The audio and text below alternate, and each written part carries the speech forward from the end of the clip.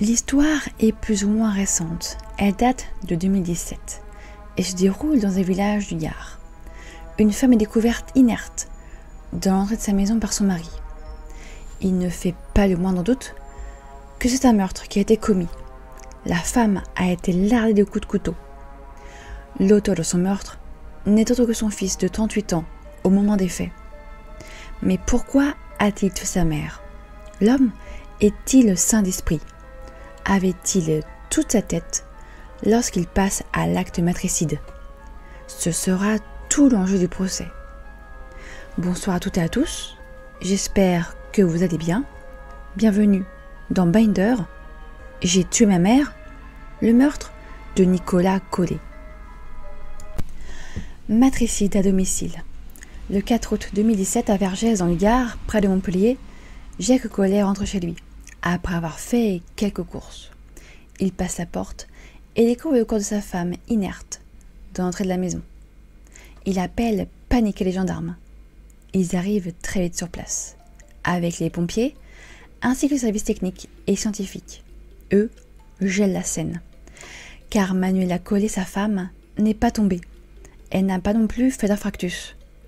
La femme de 58 ans a reçu plusieurs coups de couteau à la gorge et au thorax.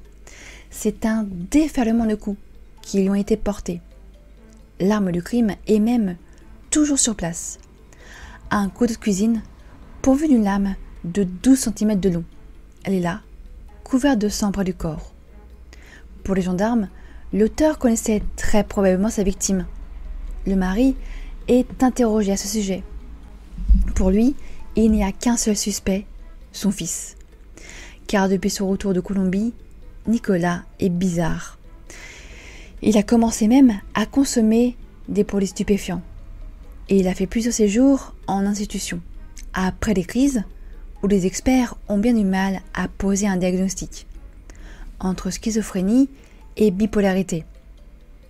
L'homme est sous traitement qu'il ne prend plus depuis quelques semaines. Sa voiture n'est plus là, alors qu'avant de partir faire ses courses, Nicolas est à la maison, puisqu'il vit ici.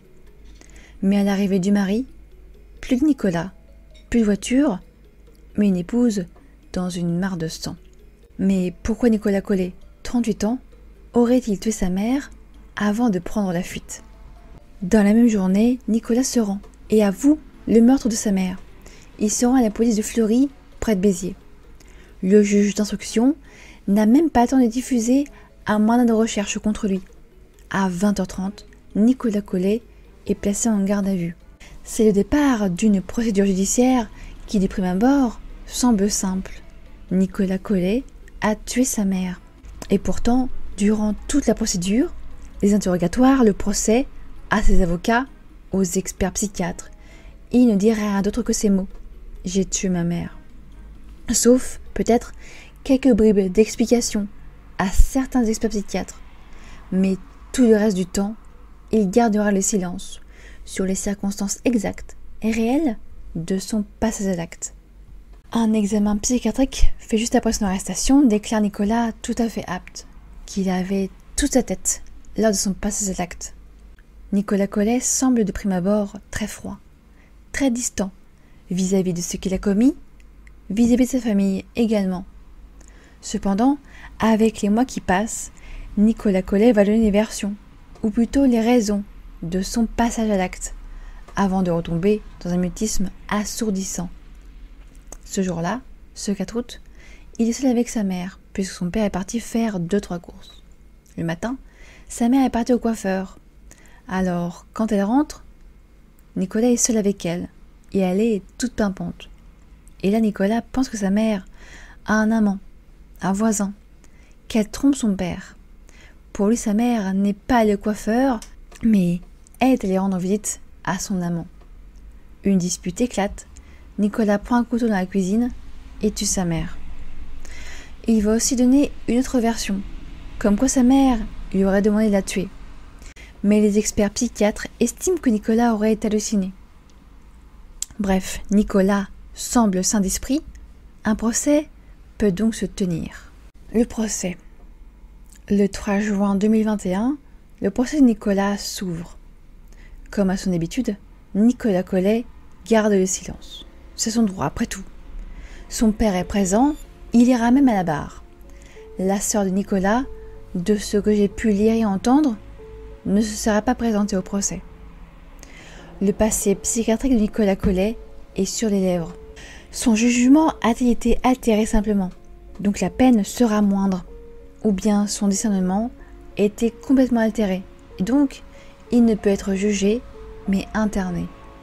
L'avocat général penche plutôt à l'altération de son jugement.